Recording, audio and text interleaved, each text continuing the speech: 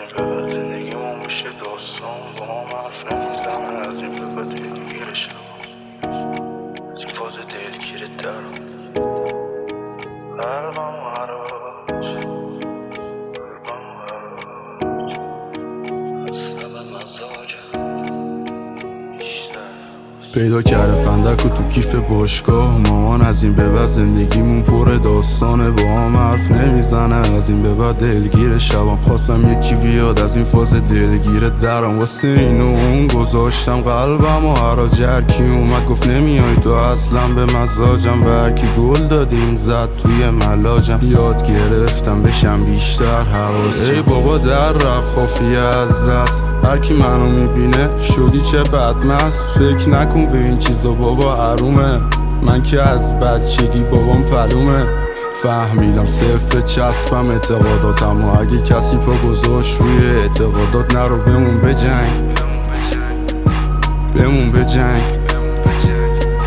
شده 10 دقیقه کل فاز تکس نوشتن، یه روزایی جلوس چشم بودی سر نوشتم. سر نوشتیه آجی من با دست نوشتم، نمیخوام مثل بقیه دوستان من کسلشم. برم سمت دود یا الکل مثل رفیقام، نمیخوام بهانه بدم اصلا دست رقیبام، دست رفیقام.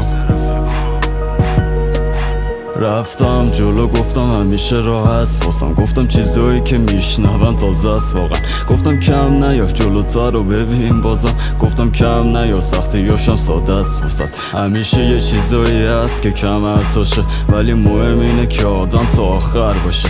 درسته که جلوم بس است ولی چشام بازه، افکارت همیشه میشه که راه اندازه. همیشه شروع میشد با سخت‌ترینا، چمدونو بستم این بار میخوام برم یه جایی که حاجی خودم باشم، نه که فقط این آدم ها همش دورم باشم. میخوام تو زندگی که واسه خودم میسازم، اصلا هر چیزی که دلم میخواد و ببازم. اصلا میخوام بشم واسه خودم آدم بده که جواب سلامم حتی هیچ کس نده.